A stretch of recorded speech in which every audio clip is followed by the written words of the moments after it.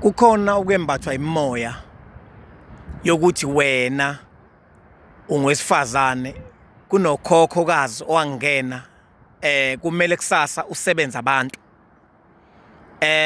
Uma ngabe kunjalo ke kuyinto ethi mayibe kanjalo, mhlasimpe wena uzohamba kambe ube uhlobo lomuntu oganayo nje kahle ukuze unganqindeki kumendo wakho, ugcina usubuya sethiwa abantu abanemimoya abagani ngoba bazogcina sebevuka ngempilo abantu kuwena.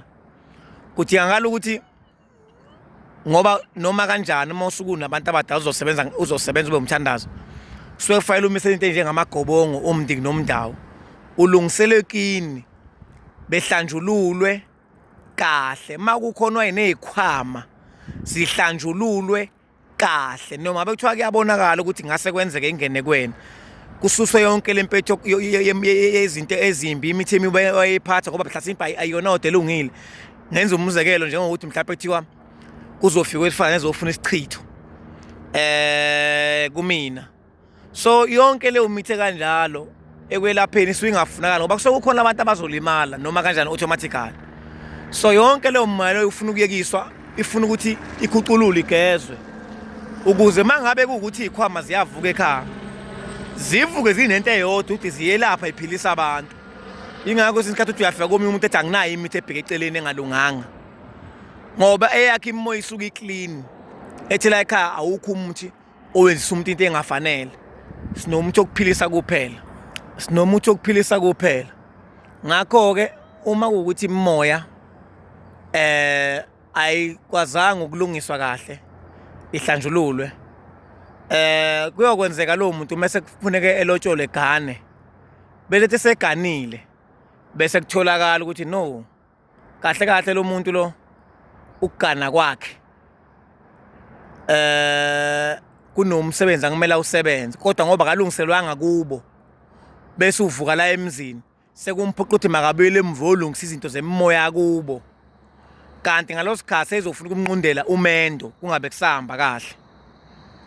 Gcina sekuba nesiphithiphithi, sekuba nento eyirong nasemzini, egcina seba manyambana mhlawumbe sebemsola ngento eziningi mhlawumbe ngokuthakatha, kanti vese umuntu lezi zikhwama seyivuka ngendlela engalunganga kuyena, ayikhucululwanga. Ngakho lo muntu lowo into ofuneka yenze kufanele ulungisele imimoya kubo, kugezwe nesikhwama umuntu wayephatha ekuqaleni, zihlanjululwe ukuze izothi uma kwenzeka iqhubeka iqhuma kuyena isebenza. Noma kuthiwa kuyavela ukuthi ukhokhokazi wakho ufuna umthathele umsebenzi wakhe, uthathwe sewuclean sewukulungela ukuthi uyothi uma usuqhuma uzoyiqhumela futhi kuyena, awuzukuphoqa, uzoziqhumela kuyena, awuzukuphoqa. Hayi laba namhlanje bavele bambe ethi ngizothi wasanibone yaphila, cha. Ngakho ke amisela amagobongo kwenziwe yonke into aphothule kubo. Ngale mhla kuthiwa uyogana uselotsholiwe sekobe sekwakhiwa indlu, ngoba kuyaziwa lo muntu ukuthi kuzosebenza ngabantu abadala, unemimoya lo muntu uzosebenza kuhlekile lokho, uzosebenza ngabantu abadala. Kwakhiwe indlu ezoba isigodlo okuyila azobe biza khona ukhokhokazi wakhe, kuhlanganiswe eganiswe lo khokhokazi wakhe ukuthi le ntombazana oyembethe iyahamba iya kwasibanibani. Kwenziwe kahle konke lokhu ukuze kuganiswe imimoya nalogogo kahle izongeniswa kule ndlu. Akulona ngalo ukuthi idlozi la kubo kwakhe leyo, imimoya eganiswa bese kuba ilesisalukazi kumele sisebenze kuyena ukuze makwenzeka lo msebenzi uchuma lapha phambili, ethi uma ngabe ngene endlini le kuyisigodlo elikhuleka sisukume isalukazi ngoba sobe sikhona vele ukhokhokazi wakhe yobe khona. So ke lowo muntu lowo akafani nomuntu ombethwe imimoya engafuni ukusebenza iqhume ukuthi mhlasimpe kumele isebenze. So ke lo mbethwe isalukazi lithile kumele sisebenze umsebenzi, kufuneka kube nendlu azofika sebenzela kuyona emzini, kuganiswe lesisalukazi kahle. Kanti lo mbethwe imimoya engenabo ubuthandazi noma engeze ukusebenza, ododla kumele amisela amagobongo nje kuphela, lowo muntu ayikho indlu kumele yakhiwe megana yena okumele wakhiwe emzini ngoba vele akazi ukwenzani, akazi ukusebenza ngabantu abadala. ngaphandle ke uma kuhamba iminyaka kube ukuthi sithi isalukazi imini engakufunela lo amende wembethwe yimini noma engezokusebenza ngiyacela ukuthi ungakhela indlu ngoba ungishiyile mina la ukhona kufanele ukuthi uhleli buze ungakhela indlu nami ngibe khona ngiganiswe lapho nakhona izowakhiwa lapha eceleni emva kwezinye izindlu